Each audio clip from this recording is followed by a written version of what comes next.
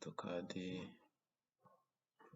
ni ukuvuga ngo uyu munsi tugiye kwiga duhereye kuri AutoCAD 2013.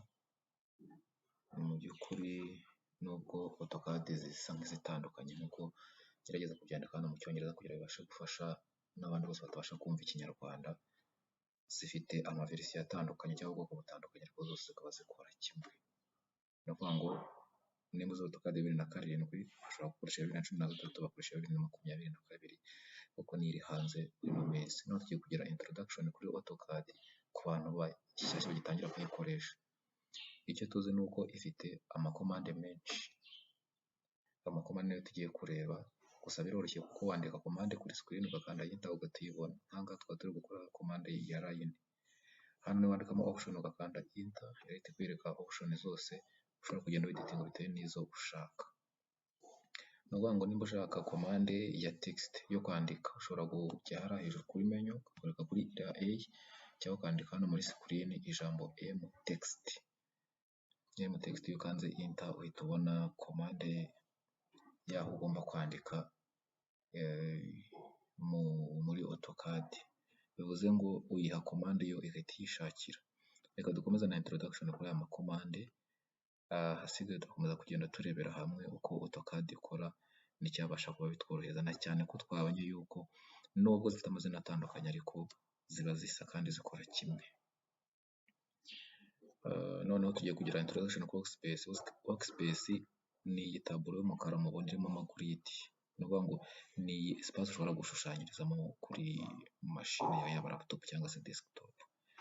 Niyo twita workspace. Tugiye kugira introduction, turahera mu gutangira kwiga gukoresha mouse.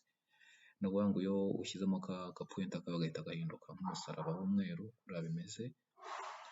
Ariko tubigiranya neza ko mouse igira ibice bitatu. Igira aka gapine ko hagati ukaraga gakoreshwa mu buryo bwo kuzuminga in out, uriyegereza cyangwa se ugasunika drawing nk'uko nguko niko gukora kuri screen ya laptop.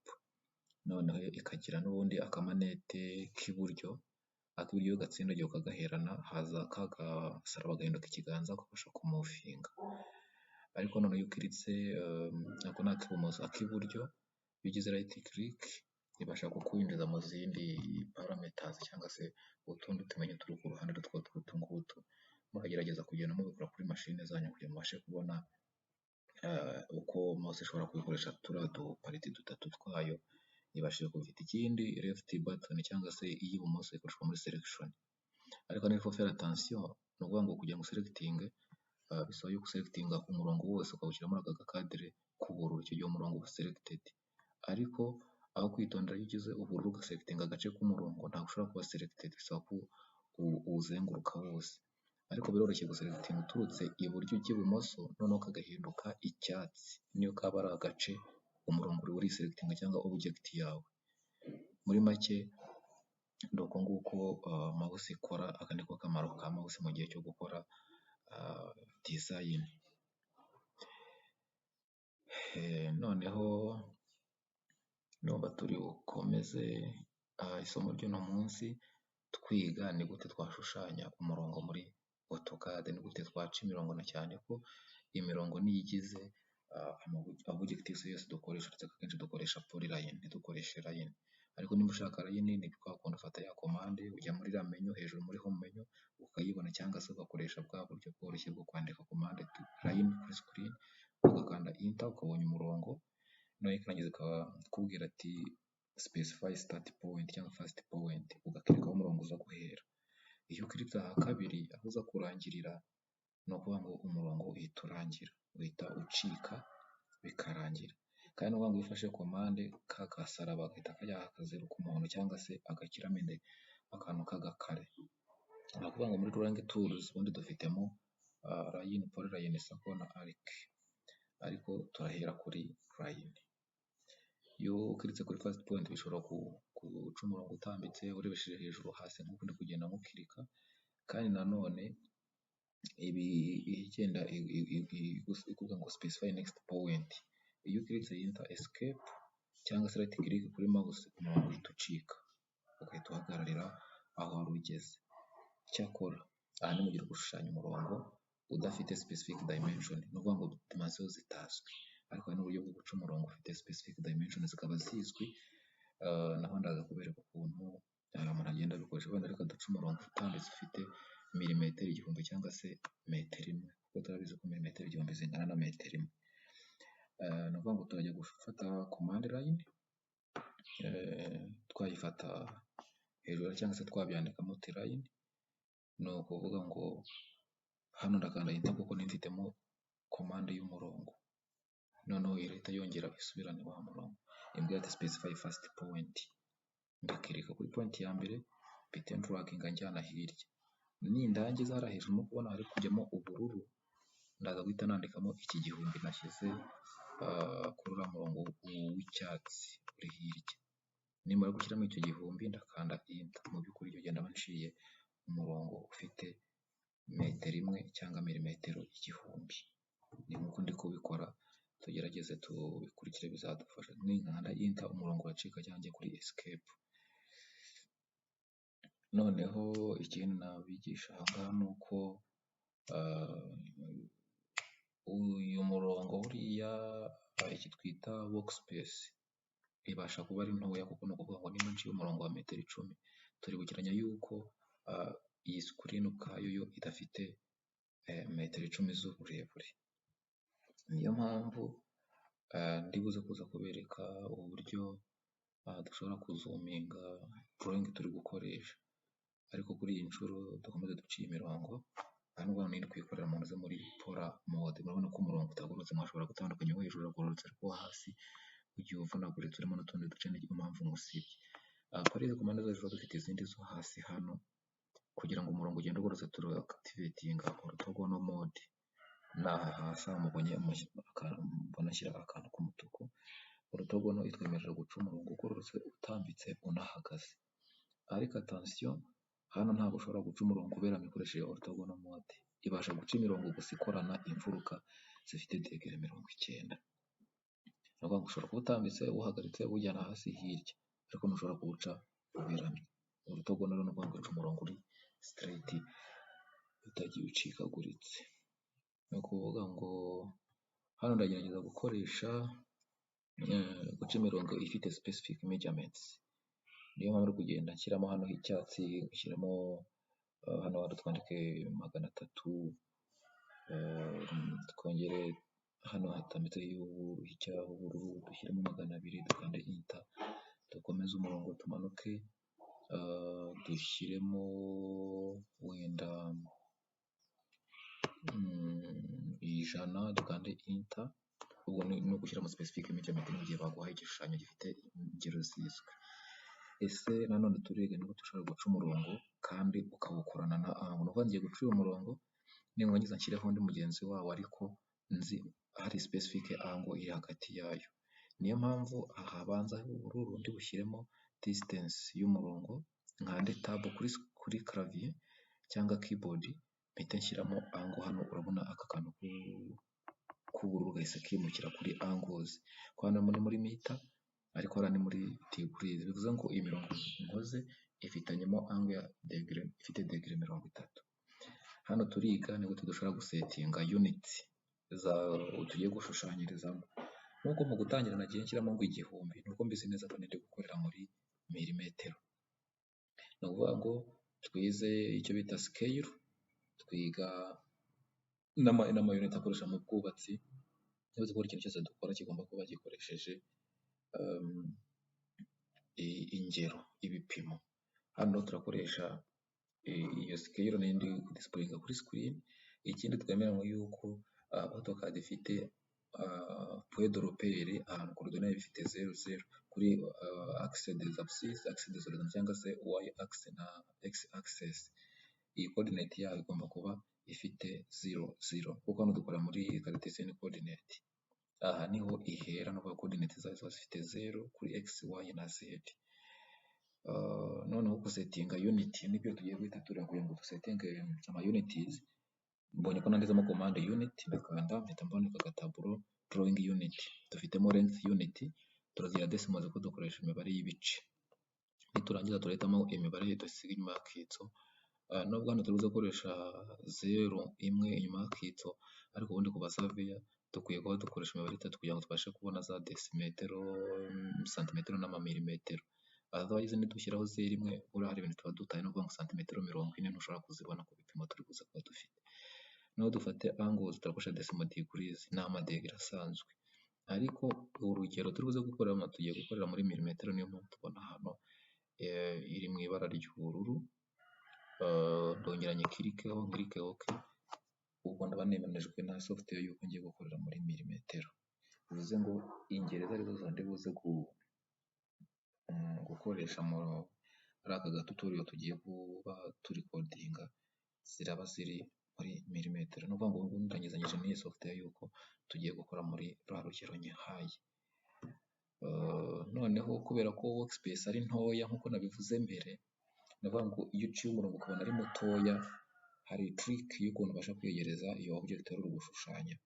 Ni ukuvuga ngo nimara guca umurongo ndagira Z ivuga zoom, nkande enter, nandike A, nkande A ivuga all, nkande enter. Bivuze ngo ndaba ngize ngo zoom all. Object yose ndaba mfite ndayizoomega ibasha kunyegera, niyo mpamvu umurongo mubona uhise unyegera. Ikindi